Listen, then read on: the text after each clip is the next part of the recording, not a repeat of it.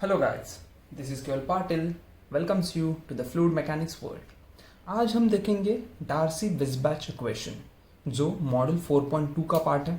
Model 4 जो है real fluid, उसके दो पार्ट है। फर्स्ट पार्ट इज पूरा थ्योरी है, सेकंड पार्ट में फ्लो थ्रू पाइप में सम है। तो फर्स्ट एक इंपॉर्टेंट इक्वेशन है डार्सी-विस्बैच इक्वेशन, वो आज हम देखेंगे। So consider a steady flow of fluid through a horizontal pipe. एक हॉरिजॉन्टल पाइप लिया है, तो उसमें एक स्टडी फ्लो हम कंसिडर किया है।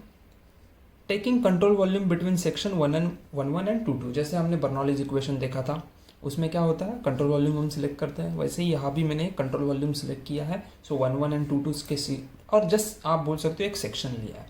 ओके, नाउ देखो ये फ्लो इस डायरेक्शन में हो रहा है, फ्रॉम दिस डायरेक्शन। अभी जो ये 1 सेक्शन है उस पर जो फोर्स रहेगा वो क्या रहेगा, फ्लो का जो प्रेशर रहेगा इनटू एरिया। सो P1 A1 हो गया। वैसे 2 सेक्शन पे क्या रहेगा, फ्लो का जो एरिया प्रेशर है P2 into area A2। So P1 A1 acting in direction, P2 A2 acting in this direction. Flow किस डायरेक्शन में हो रहा है, इस डायरेक्शन में। सो जो फ्रिक्शनल फोर्स है वो क्या होगा, हमेशा अपोजिट डायरेक्शन में एक्ट करेगा। सो it is acting in opposite direction, so it is FF, frictional force. Okay, so what is P1 P2, pressure intensity at section 1 and 2। What is D? D is the diameter of pipe, L length of the pipe in control volume, and FF is frictional force. Now, when we do experimental investigation, we come to know that for turbulent flow, frictional force is proportional to LPV square. What is this P? P is not a pressure now. P is a perimeter, okay, weighted perimeter. L is the length of pipe, V is a velocity, or you can say average velocity. ठीक है? Now, यहाँ पर एक चीज़ आपको ध्यान में रखनी है। मैंने इधर प्रोपोर्शनलिटी कांस्टेंट को निकाला है, तो प्रोपोर्शनलिटी जो साइन है वो निकालेंगे तो हम क्या करते हैं, एक प्रोपोर्शनल कांस्टेंट होता है, इसको मल्टीप्लाई करना पड़ता है। तो मैंने इधर एफ डैश लिया है as a constant of proportionality. ये किस पे डिपेंड होता है, तो मटेरियल ऑफ पाइप पे डिपेंड होता है एंड जो सरफेस फिनिश होता है उस पर डिपेंड होता है। Okay, material of pipe and surface finish. So F F का वैल्यू मिल गया F dash L P V square, तो मुझे इसको इक्वेशन 1 दे दिया। ठीक है, now I'm applying the equilibrium condition in this control volume. Okay, dynamic equilibrium बोल दो आप, और सिंपली इक्विलिब्रियम कंडीशन बोल दो। आपको पता है हमने मैकेनिक्स में यूज़ किया है, सॉम में यूज़ किया है। Summation of force horizontal is 0। Horizontal direction में मैं फोर्स का समीशन 0 ले रहा हूँ। मैं जो ये डायरेक्शन है फ्रॉम दिस साइड में पॉजिटिव कंसिडर कर रहा हूँ, तो ये हो गया नेगेटिव। सो क्या हो जाएगा, P1 A1 पॉजिटिव आएगा, माइनस P2 A2 नेगेटिव आएगा, माइनस FF नेगेटिव आएगा। So P1 A1 minus P2 A2 minus FF is equal to 0। So ये हो गया हॉरिजॉन्टल डायरेक्शन में। ठीक है, now from this I will get value of FF में इधर लेके जाऊंगा, पॉजिटिव हो जाएगा, इज इक्वल टू क्या आएगा, P1 A1 minus P2 A2। Now देखो ये सेक्शन है और ये सेक्शन है, एरिया चेंज हो रहा है क्या, पाइप तो हॉरिजॉन्टल पाइप है, सेम एरिया का है, सेम डायमीटर का है, तो एरिया तो चेंज नहीं होगा। सो आई can say A1 is equal to A2 is equal to A, area तो सेम ही है। सो क्या हो जाएगा, frictional forces A into bracket A, तो A1 A2 मतलब क्या बन जाएगा, A बन जाएगा, P1 माइनस P2। नाउ देखो यहाँ पर भी मुझे फ्रिक्शनल फोर्स का फॉर्मूला मिला है, यहाँ पर भी फ्रिक्शनल फोर्स का, तो मैं ये इक्वेशन 1 एंड 2 इक्वेट कर सकता हूँ। तो मुझे क्या मिलेगा, A P1 minus P2 that P1 minus P2 into is equal to F dash L P V square, right. So इतना समझ आ गया। हमने दो चीज़ यूज़ की है, एक experimental investigation for turbulence flow, तो उसमें क्या हो गया, F F is equal to F dash L P V square. P क्या है, वेटेड पेरीमीटर, वी क्या है, एवरेज वेलोसिटी, एल क्या है, length of the pipe, and V F क्या है, प्रोपोर्शनलिटी कांस्टेंट जो सरफेस फिनिश पे और पाइप के मटेरियल पे डिपेंड होता है। हमने हॉरिजॉन्टल इक्विलिब्रियम कंडीशन किया, हॉरिजॉन्टल फोर्सेस हमने 0 रखे, is summation of horizontal forces, तो हमें एक और इक्वेशन मिला फ्रिक्शनल फोर्स का, A is equal to P1 minus P2, दोनों इक्वेट कर दिए हमने। Okay, now let's see. तो मुझे P1 एंड P2 का डिफरेंस चाहिए, तो P1 माइनस P2 क्या बन जाएगा, is equal to F dash L P V square upon area. Okay, right. Now we have to use the Bernoulli's theorem.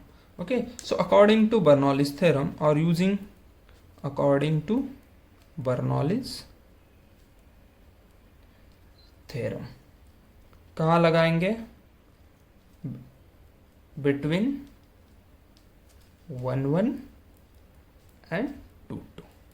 सो 1122 के बीच में हम बर्नौलीज थ्योरम लगाएंगे। बर्नौलीज थ्योरम क्या होता है? So P1 upon rho g plus V1 square upon 2G plus Z1 is equal to P2 upon rho g plus V2 square upon 2G plus Z2 plus एक रहता है head loss.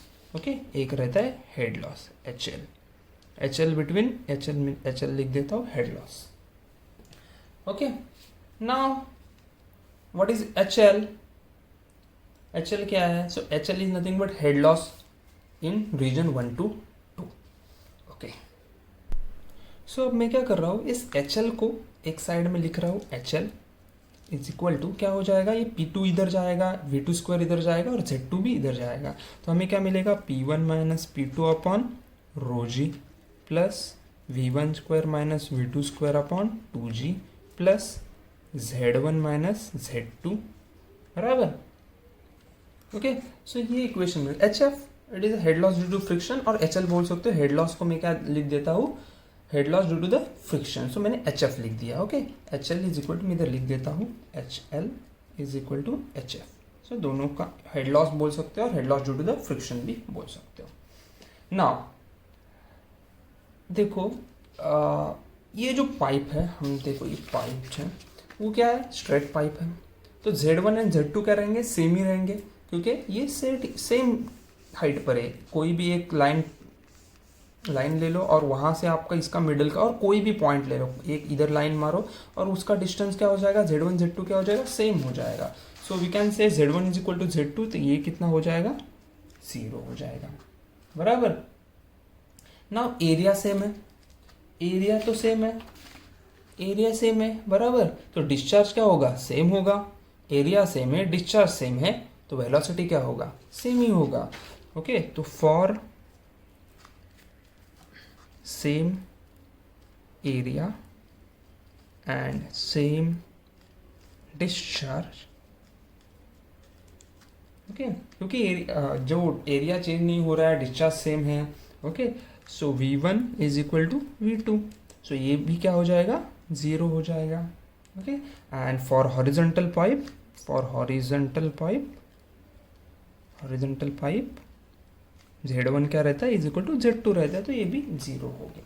सो हमारा HF जो है, head loss due to the friction, उसका value आ गया P1 minus P2 upon rho g. Okay, now what is P1 minus P2 again, can I say P1 minus P2 is F dash L P V square upon area. So मैं इसको equation 3 देता हूँ। Okay, now इधर लिखते हो, putting value of P1 P2 from equation 3। Okay, और मैंने 3 ऐसे लिखा है 1 2 3 करके।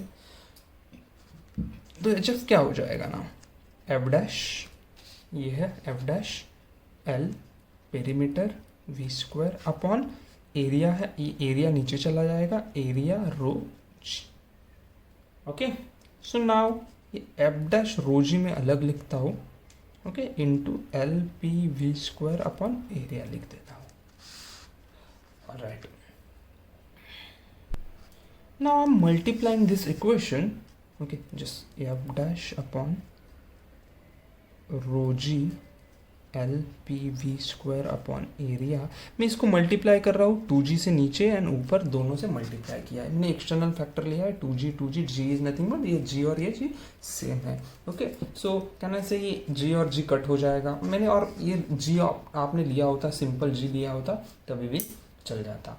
ओके, एंड मैं ये जस्ट कट कर देता हूँ, ये गया। सो रिमेनिंग इज ये 2 इधर ले लिया मैंने, 2F डैश अपॉन रो। ओके, L मैंने वैसे ही रखा, ठीक है। ये P है, P क्या रहेगा, P। ओके, L अपॉन 1 लिखता हूँ मैं, और अपने L लिख दो चलेगा। ये P मतलब क्या, पेरीमीटर है, जो पाइप है उसका पेरीमीटर क्या रहेगा, तो क्या रहता है 2πr और πd रहता है पेरीमीटर। तो मैं इधर लिख देता हूँ इंटू πd, एंड उसका एरिया क्या रहेगा, π/4 d स्क्वायर बराबर, इंटू बचा क्या है, तो पी बाई ए गया, वी स्क्वायर बचा है और यहाँ से 2g बता है, ये 2 तो हमने इधर ले लिया है। ओके, सो नाउ ये पाई और पाई जाएगा, डी डी जाएगा। ओके, ये 4 इधर है, ये 2 इधर है। ओके, तो क्या हो जाएगा, ये 4 ऊपर चला जाएगा। ओके, सो मैं इधर लिखता हुआ, सो देखो बचा क्या है, H F is equal to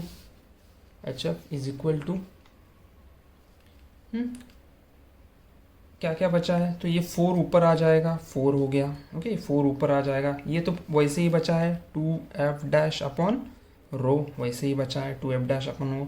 l वैसे ही बचा है, तो l यहाँ से वी स्क्वायर ही बचा है, वी स्क्वायर अपॉन यहाँ से क्या बचा है, तो ये 4 तो ऊपर चला गया, d 2 एंड g, सो मैं लिख दो 2g d।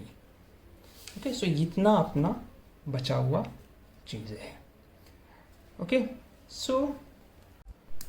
So from this equation हमें ये इक्वेशन मिला है। ओके, नाउ देखो यूजिंग दिस इक्वेशन हमें 2 इक्वेशन मिलते हैं। एक्चुअली डार्सी-वेइसबाच इक्वेशन जो है वो 2 है।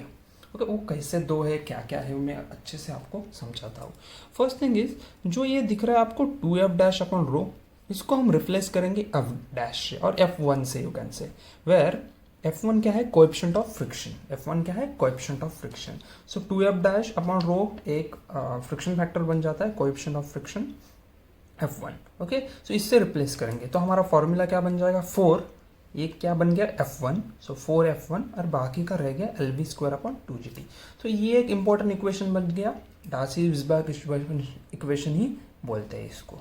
ठीक है, तो ये फर्स्ट इक्वेशन बन गया। इसको हमने क्या रिप्लेस किया, f1 से। f1 क्या है, coefficient of friction. Now there is one more equation by replacing 4 2f dash upon rho. जो ये 4 2f डैश अपॉन रो है ना, वो पूरे को रिप्लेस करके हम क्या रिप्लेस किससे करते हैं, so it is replaced by f also known as Darcy friction factor. तो f क्या है, Darcy friction factor and f1 क्या है, coefficient of friction. So f से रिप्लेस करेंगे, ये पूरे इसको हम f से रिप्लेस करेंगे तो क्या बन जाएगा, ये पूरा f बन गया, तो f lv square upon 2gd। तो दूसरा इक्वेशन है f lv square upon 2gd। Okay, so देखो 2 इक्वेशन में lv स्क्वायर अपॉन 2gd दोनों इधर सेम है, सिर्फ f इज इक्वल टू क्या हो जाएगा, 4f1। So f is equal to क्या है, 4f1। क्या करना है, फर्स्ट केस में इसको f1 से रिप्लेस किया। f1 क्या है, कोएफिशिएंट ऑफ फ्रिक्शन। अगर आपको एग्जांपल में और प्रॉब्लम में कोएफिशिएंट ऑफ फ्रिक्शन दिया है तो अब आप 4f dash lv square 2gd use करोगे। अगर आपको डार्सी फ्रिक्शन फैक्टर दिया है तो आप क्या f lv square upon 2gd use करोगे। दोनों भी डार्सी-वेइसबाच इक्वेशन ही है।